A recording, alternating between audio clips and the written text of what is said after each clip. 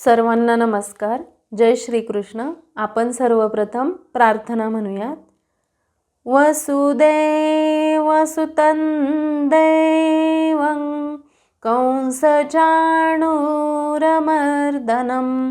देवकी परमानन्दं कृष्णौ वन्दे जगद्गुरुं.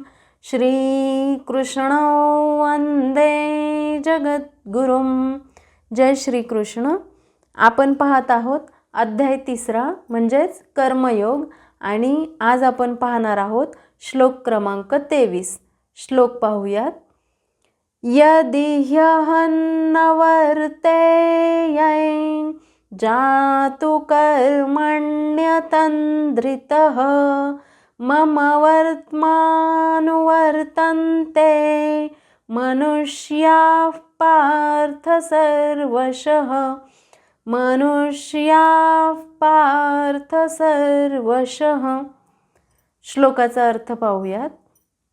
यदि म्हणजे जरी, ही म्हणजे निश्चितच, अहम म्हणजे मी, न म्हणजे नाही, वर्तेयम म्हणजे या प्रकारे आचरण, जातू म्हणजे केव्हाही, कर्मणी म्हणजे विहित कर्मांचे पालन करण्यामध्ये, अतंद्रितः म्हणजे काळजीपूर्वक किंवा सावधान होऊन, मम म्हणजे माझे, वर्त्म म्हणजे मार्ग, अनुवर्तन्ते म्हणजे अनुसरण करतील, मनुष्या म्हणजे सर्व मनुष्य, पार्थ म्हणजे हे पृथापुत्र, सर्वशः म्हणजे सर्व प्रकारे. आणि या श्लोकाचा संपूर्ण अर्थ असा आहे, कारण जर मी नियत कर्मांचे पालन काळजीपूर्वक केले नाही तर हे पार्थ सर्व लोक निश्चितच माझ्या मार्गाचे अनुसरण करतील. आता आपण हा श्लोक थोडा समजून घेऊयात. 22व्या श्लोकात आपण पाहिले की भगवंतांना तीनही लोकात काहीही कर्तव्य नाही तरीही ते कर्म करत राहतात. त्याचे कारण भगवंतांनी या श्लोकात स्पष्ट केले आहे. भगवान म्हणतात की जर मी सावध राहून कर्मे केली नाहीत तर मोठे नुकसान होईल, कारण मनुष्य सर्व प्रकारे माझ्याच मार्गाचे अनुसरण करतात. सावध राहून कर्म करणे म्हणजे कसे कर्म करावे यासाठी युधिष्ठिराचा यक्षाने विचारलेल्या प्रसंगीचा एक प्रश्न आहे. यक्षाने प्रश्न विचारला, किंस्विदेक पदम धर्म्यम म्हणजे धर्माला योग्य असे स्थान कोणते. तेव्हा युधिष्ठिराने उत्तर दिले, दाक्ष्यमेक पदम धर्म्यम म्हणजे दक्षता, सावधानता आणि सतर्कता असे हे धर्माचे योग्य स्थान आहे. या श्लोकातही अतंद्रितः हा शब्द महत्त्वपूर्ण आहे.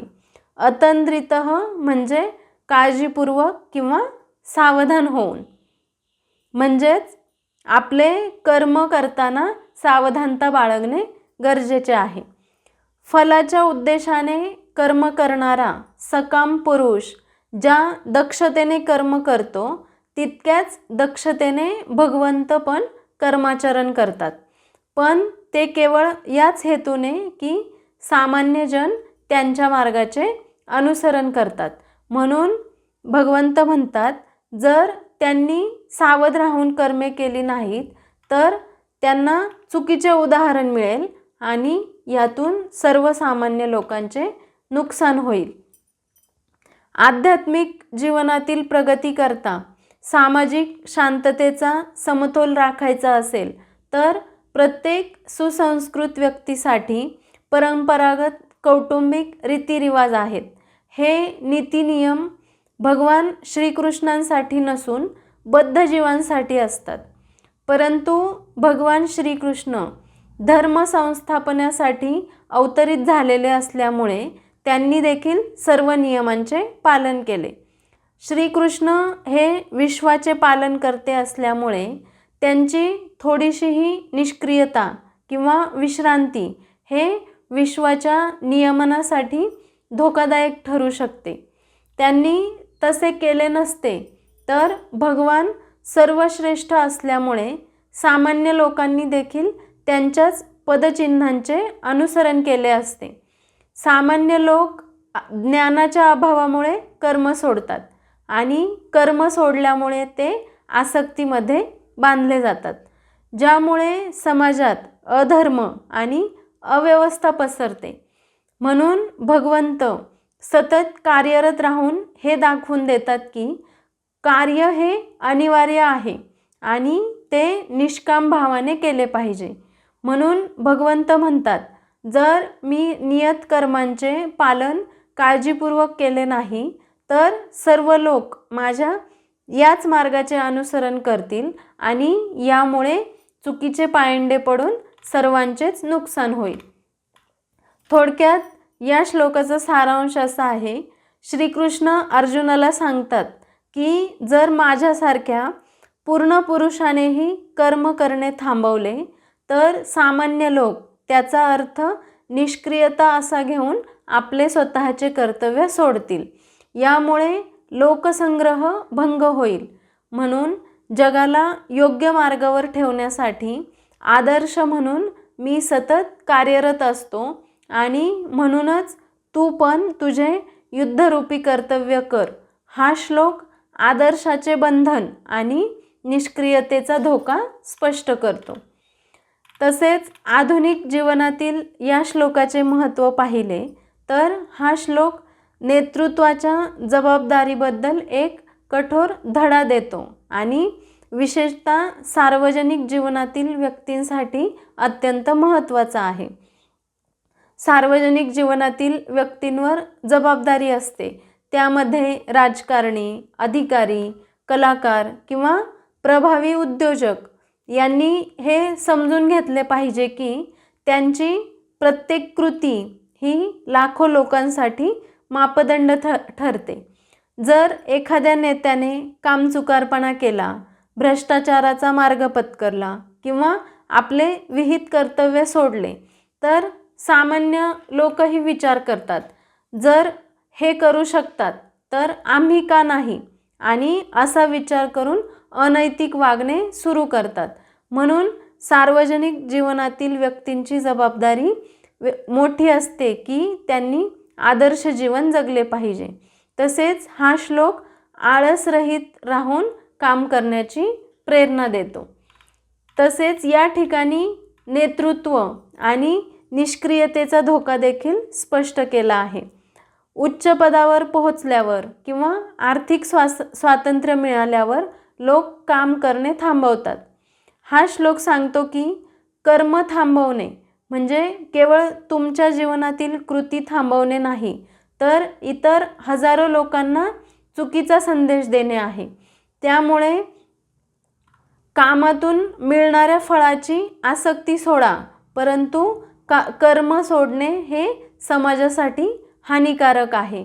म्हणून उच्चपदस्थ व्यक्तींना सतत कार्यरत राहावे लागते आणि या ठिकाणी निरंतर प्रयत्न आणि सातत्य यांचे महत्त्व देखील अधोरेखित केले आहे. जातू हा एक शब्द आला आहे. जातू म्हणजे एका क्षणासाठीही. या शब्दातून श्रीकृष्णांनी कामात सातत्य ठेवण्याचे महत्त्व स्पष्ट केले आहे. म्हणजे यश मिळाल्यानंतरही थांबायचे नाही, तर उत्कृष्टता म्हणजे एक्सलन्ससाठी आपले कार्य अखंडितपणे सुरू ठेवले पाहिजे, कारण तुम्ही इतरांसाठी प्रेरणास्त्रोत असता. म्हणून जे वरच्या उच्चपदस्थ अधिकारी असतात त्यांनी आपले कर्म व्यवस्थित करणे गरजेचे आहे. थोडक्यात हा श्लोक नेत्यांना आणि सामान्य लोकांना हे शिकवतो की निष्काम कर्मयोग हे केवळ वैयक्तिक मुक्तीचे साधन नसून सामाजिक व्यवस्था टिकवून ठेवण्याचे पवित्र कर्तव्य आहे. अशा प्रकारे आपण तिसऱ्या अध्यायातील 23वा श्लोक समजून घेतला आहे. आता आपण समापन प्रार्थना म्हणूयात. योगेशं सच्चिदानन्दौ वासुदेवौ व्रजप्रियं धर्मसंस्थापकं वीरं कृष्णं वन्दे जगद्गुरुं श्रीकृष्णं वन्दे जगद्गुरुं श्रीकृष्णार्पणमस्तु। जय श्रीकृष्ण। व्हिडिओ आवडला असेल तर लाईक करा।